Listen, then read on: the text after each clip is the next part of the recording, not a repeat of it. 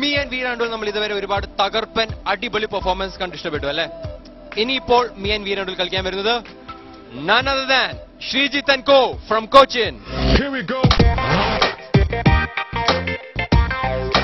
Bring it slow.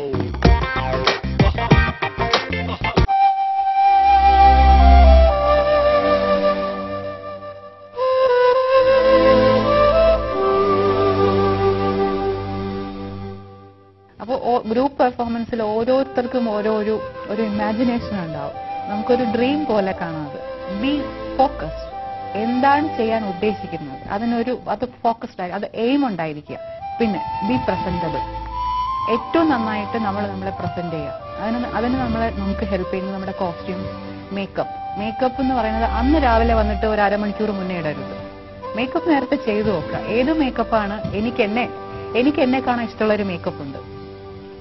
ആ മേക്കപ്പിൽ ഞാൻ സ്റ്റേജിൽ വരുമ്പോൾ ഞാൻ കോൺഫിഡന്റ് ആണ്.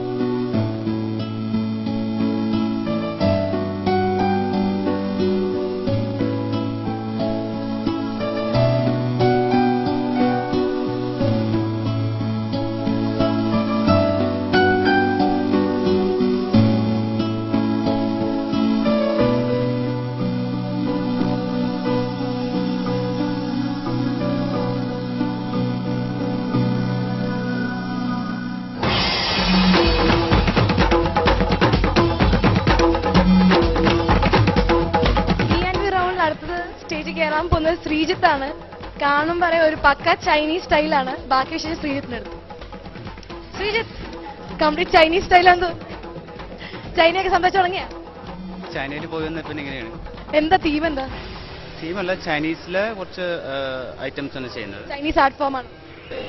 ചൈനീസിലെ ആ ഫോം വെച്ചിട്ടുള്ള കുറച്ച് ഡാൻസ് ആണ് ചെയ്യുന്നത്. പ്രാക്ടീസ് സമയം കിട്ടിയോ? പ്രാക്ടീസ് ചെയ്തിട്ടുണ്ട് നന്നായിട്ട്. അപ്പൊ ഇനി 30 ഉറപ്പായിട്ട് വാങ്ങിച്ചിട്ടേ പോകുള്ളൂ? അങ്ങനെയല്ല, നമ്മൾ നന്നായിട്ട് പെർഫോം ചെയ്യും.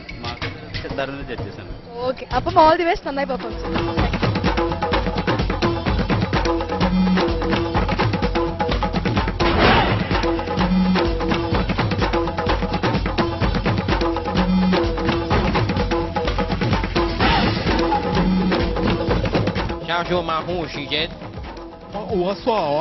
Sreejith, me and we round group performance എങ്ങനെയായിരിക്കും ശ്രീജിത്തിനെ തുണയ്ക്കുക? നന്നായിട്ട് പ്രാക്ടീസ് ചെയ്തിട്ടുണ്ട്. ഗ്രൂപ്പ് വന്നിട്ട് ചെയ്യും. റിഹേഴ്സൽസിലൊക്കെ ശ്രീജിത്ത് എന്താ ഫീൽ ചെയ്തത്? സോളോ ആയിട്ട് കളിക്കുമ്പോഴാണോ ശ്രീജിത്ത് കൂടുതൽ കംഫർട്ടബിൾ, അല്ല ഗ്രൂപ്പായിട്ട് ചെയ്യുമ്പോഴാണ് എപ്പോഴും കംഫർട്ടബിൾ. നമുക്ക് അവരുടെ ഒരു പവർ നമുക്ക്. അപ്പോൾ ഇതിന്റെ കൊറിയോഗ്രാഫർ ഞാൻ തന്നെ ചെയ്യും. Sreejith, the leader, the choreographer, the performer, once again അല്ലേ? Very nice. അപ്പോ ഷിമി നന്നായിട്ട് പെർഫോമൻസ് കാഴ്ചവെക്കണം. Okay, all the very best.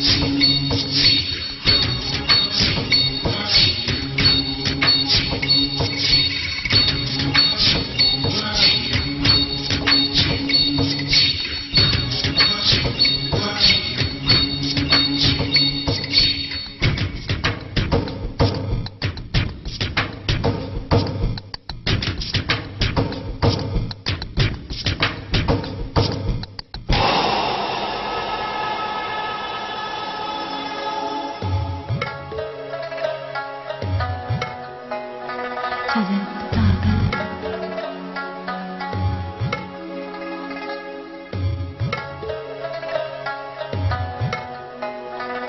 it.